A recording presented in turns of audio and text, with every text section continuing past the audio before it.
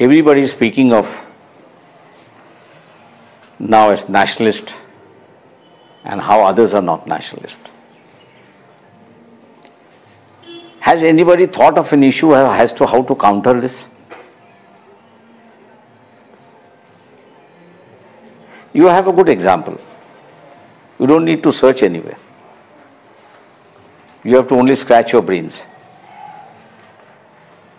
And you have to scratch the history. And you will have a very powerful weapon with you. Can anybody think of it? RSS didn't involve in freedom movement. RSS didn't involve in any freedom movement. That everybody knows it. Something new. Something which has not been tried.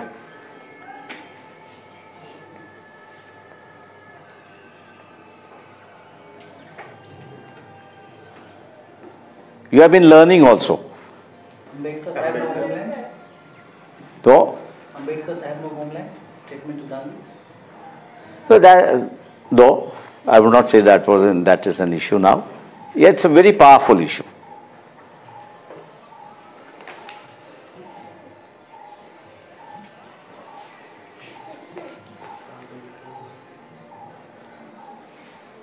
You have the Act of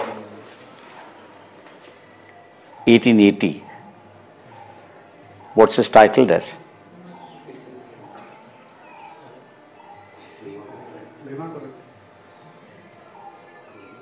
No, I'm saying an Act of 1980. What's it titled as? Say it loud. No. That's what your school has taught you.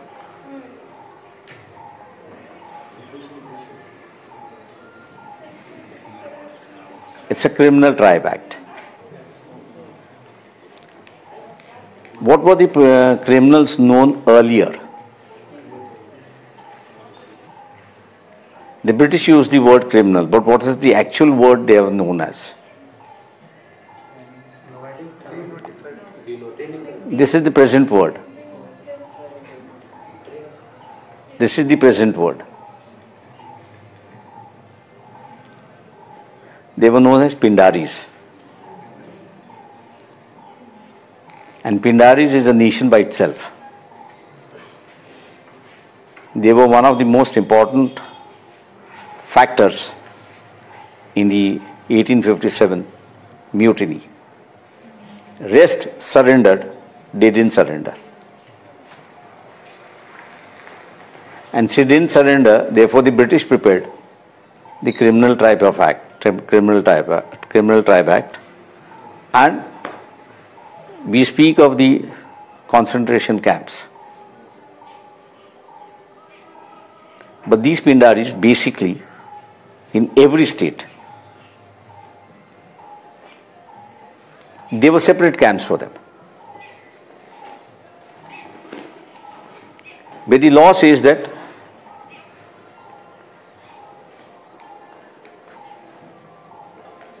six in the evening till 6 in the morning, he will be in the camp. Daytime, he is allowed to earn his bread and butter, but in the evening he has to come back. If he doesn't come back, then there are various punishments that have been prescribed.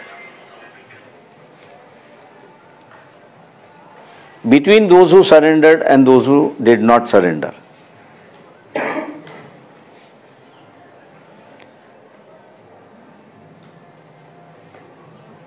those who surrendered and those who did not surrender, you have a very powerful weapon today. You only need to articulate it.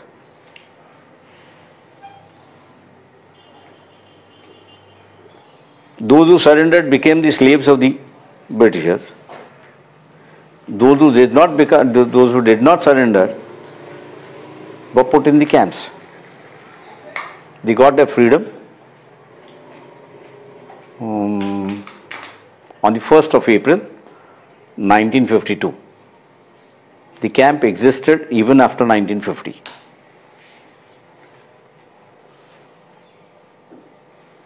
So those who are within the camp, their socio-economic political freedom is 2 years later. What I'm pointing out is,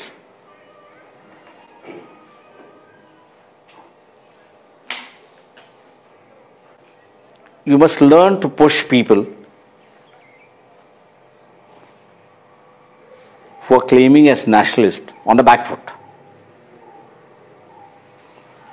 If whatever I've studied from Dr. Ambedkar's literature and his movement, he forced people on the back foot. So he was always on the forefront.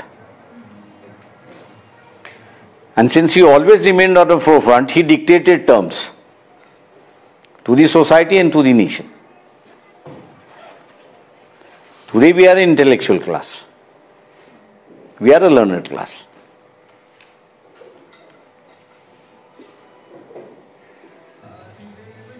Instead of first saying, I want this, let's put those who are claiming nationalist on a back foot. There was a very interesting piece of an Indian describing himself in the Japanese society.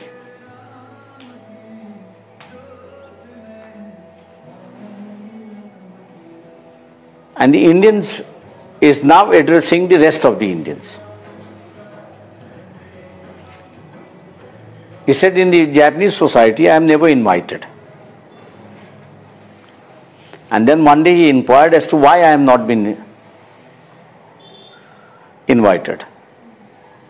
And the simple question that was put to him, how many Britishers ruled you? Being a learner, he said 10,000. And he said, what was your population?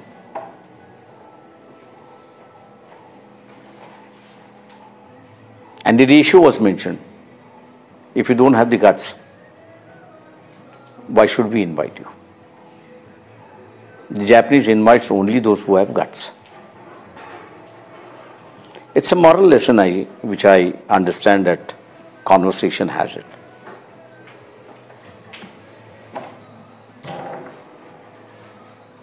Let's show the guts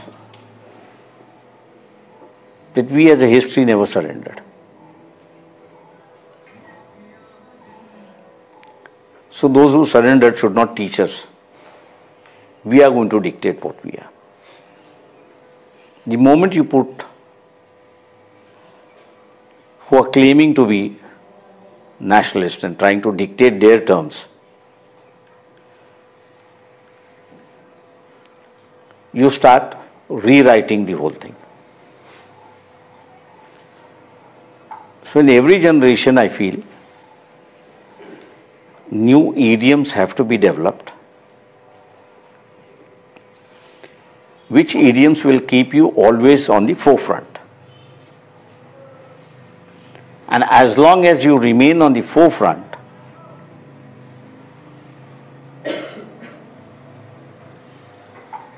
you might be able to communicate, convey, and also execute what you want. Whether it will be implemented, it depends again where you stand.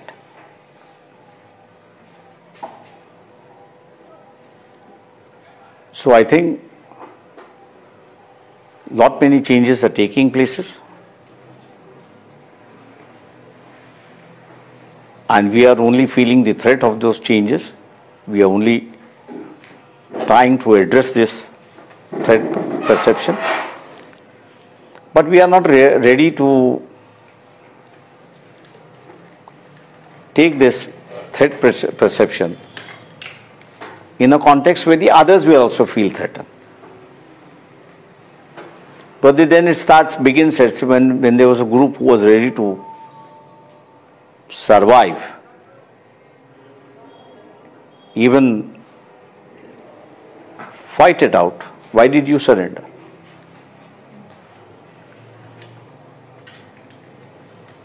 I don't think so.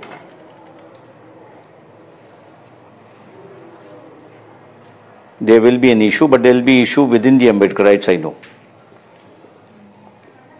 Then they'll start talking about, oh, had the Britishers not come, then they would not have any changes. There are many things which will start, but I think so we should not worry about these kinds of discussion, because I normally don't worry about these kinds of discussion. For a simple reason is, I know I can tackle him. He is not my target at the present stage.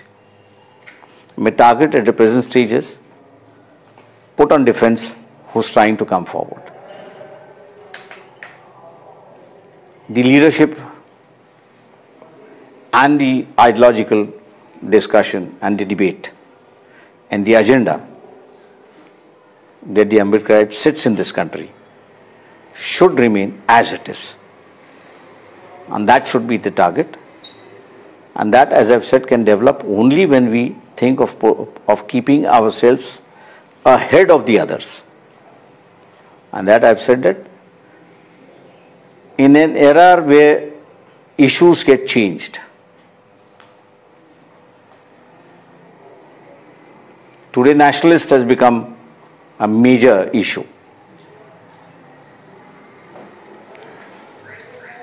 So you have to speak the theory of surrender and non-surrender.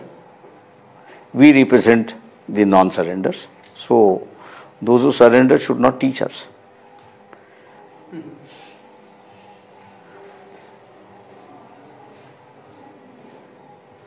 Therefore, I've said that every generation is a new generation. There will be new issues. There will be counter to each issues also. To keep abreast to these issues, I think so, we have to develop our own idioms which are historically sound and which cannot be questioned. If we can do that, I think so, we are on the forefront, and the third perception then diminishes as I feel it. I've opened up a topic before you for a discussion. I think, well, everybody can sit and discuss on it. Thank you for inviting me.